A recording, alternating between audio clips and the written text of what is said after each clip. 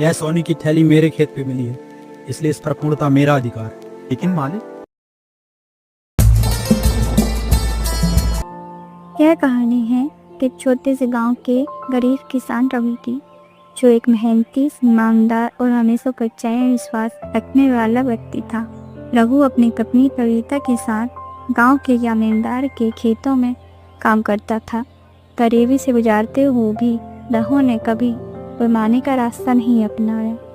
एक दिन सविता अपने पति रघु से कहती है कि इस बार खेतों में फिर अनाज कम हुआ और घर में राशन भी खत्म हो रहा है, क्योंकि हम तो अनाज का आधा से ज्यादा हिस्सा जमींदार को दे देते हैं। जितना बचता है उतने में हमारा गुजारा नहीं हो पाता।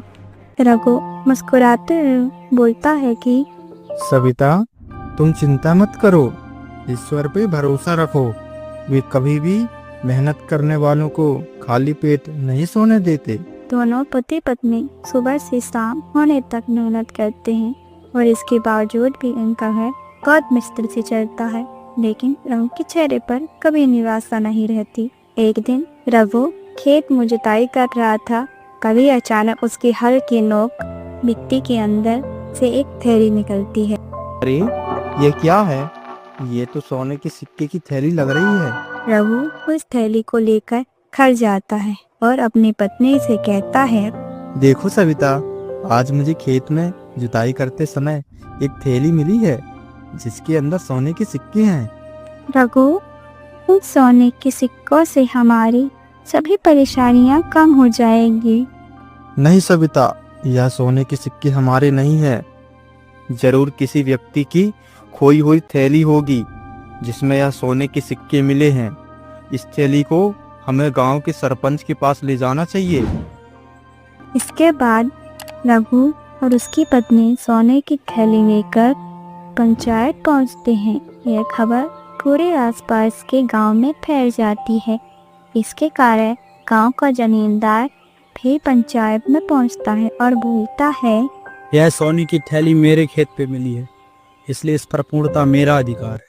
लेकिन मालिक, मैंने यह खेत किराए पर लिया है और यह थैली जमीन पर पहले से दबी थी, इसलिए इस थैली का असली मालिक कौन है हमें पता लगाना चाहिए।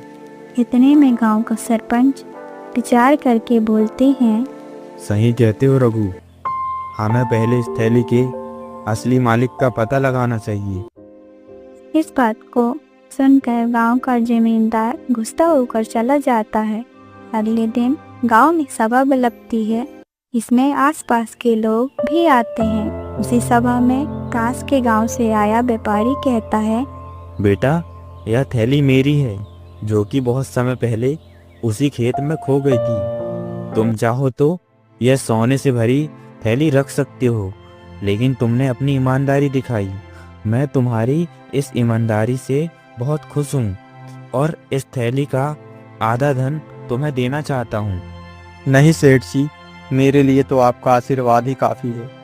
रघु, तुम्हारी ईमानदारी गांव के लिए मिसाल बन गई है, इसलिए गांव की ओर से तुम्हें सम्मान और नई जमीन दी जाती है। रघु की इस ईमानदारी को देखकर सभी लोग तालियां बजाते हैं। रघु की ईमानदारी की चर्चा आसपास के गांव तक फैल जाती है। इसके बाद रघु और सभी गांव वाले अपने अपने घर चले जाते हैं। रघु घर पहुंचने के बाद अपनी पत्नी से कहता है, सविता, अब से हम जमींदार की दी हुई खेती नहीं करेंगे।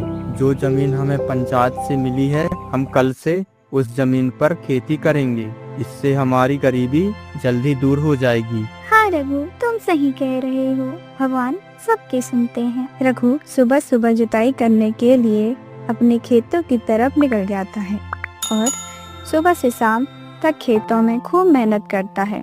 फिर शाम को घर जाकर अपनी पत्नी से कहता है, सविता, आज बैल बहुत थक गए हैं, जमीन भी सूख गई है, जिससे खेत में हल बहुत मुश्किल से चलता है। हाँ रघु, इस साल बारिश भी समय से नहीं हो रही है। रघु एक दिन अपने खेत की ओर जा रहा था तो गांव का एक व्यक्ति कहता है, अरे रघु, खेती करने से कुछ नहीं होगा, इससे अच्छा शहर जाके मजदूरी कर ले। भाई, गरीब किसान की हार सिर्फ तब होती है जब वह मेहनत करना छोड़ देता है। एक दिन रघु खेत में काम कर रहा था।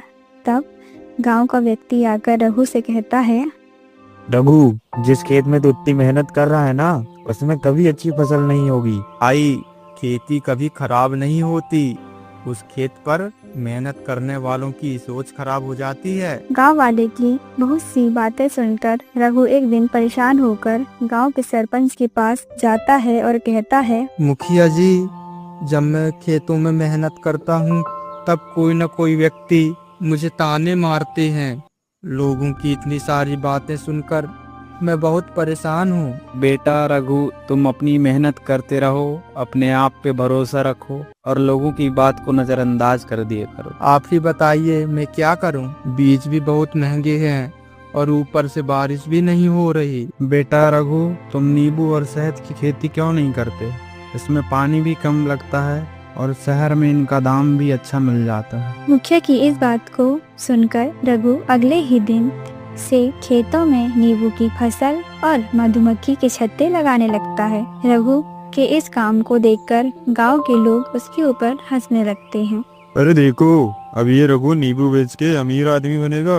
अरे ये देखो, ये रघु तो मौसम का व्यापारी बनने चला है। आज सभी लोग हंस लो, लेकिन एक न एक दिन मेरी मेहनत और मेरी खेती दोनों रंग लाएगी। गांव वालों की बातें सुनने के बाद भी रघु तब भी नहीं रुका। रघु सुबह से खेतों में नींबू को पानी देता, मधुमक्खी छत्तों की देखभाल करता और वो अपनी हर गलतियों से सीखता रहा। रघु, तुम इतने दिनों से खेतों में मेहनत कर रहे हो और अभी तक हमारे हाथ में कुछ नहीं लगा। अब तो मेरा भी मन घबराने लगा है। नहीं सविता, किसान की हार तब तक नहीं होती जब तक मिट्टी में जान है।